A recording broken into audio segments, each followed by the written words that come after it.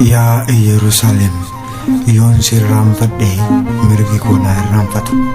Faaruu Daawit faarsaa 37 lakkoofsa 5.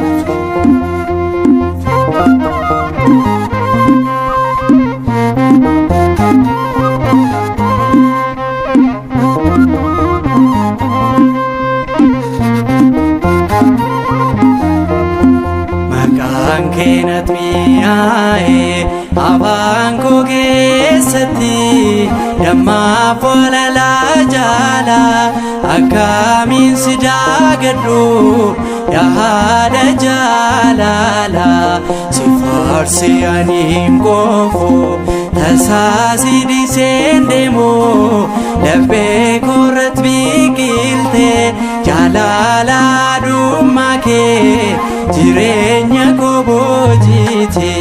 Maqaan kee natti mi'aaye afaan koo keessatti damma folalaa jaala akkamiin si daagadhu yaada jaalala si faarsi aniin qofu tasaa si dhiiseen deemu laphee koorratti biqilte jaalala dhumma kee jireenya koo boojite.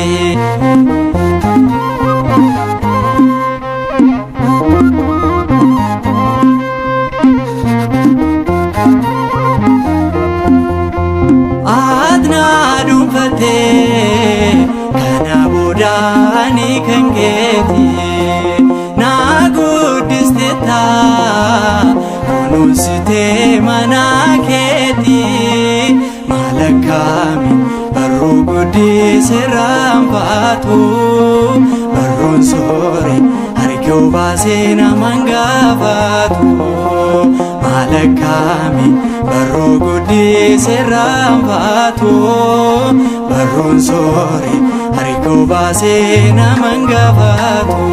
Maqaan kee natti mi'aaye afaan koo keessatti damma folalaa jaala akkamiin si daagadhu yaada jaalala si faarsi aniin qofu tasaa si dhiiseen deemu laphee koorratti biqilte jaalala dhumma kee jireenya koo boojite.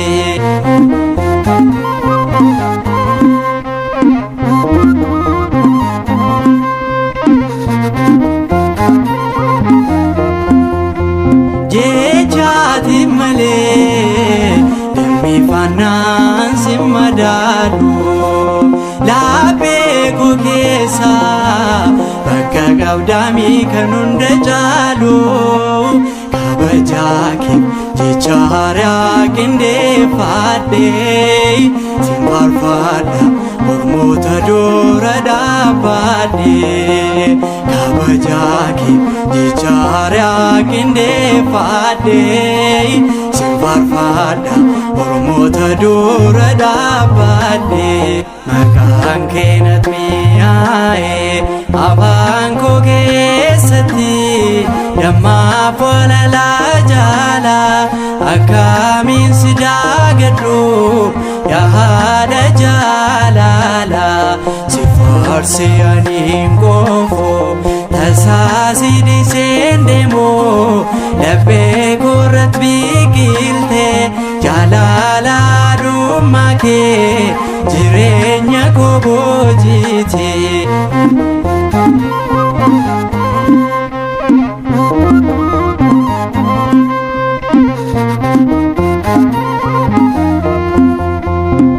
Ijoolleen ormaa mana nyaataa lalaalti jechuun dubbatu abbootiin keenya duraatti kan kee miti malee si waalitiin turu ormummaadhaaf si dhiisanii deemaniiru kan kee miti malee si waalitiin turu ormummaadhaaf si dhiisanii deemaniiru. maqaan kee natti mi'aaye afaan koo keessatti dammaaf walalaa jaala akkamiin si daagadhu yaada jaalala si faarsi aniin goofu tasaa si dhiiseen deemu laphee koorratti biqilte jaalala dhumma kee jireenya koo boojite.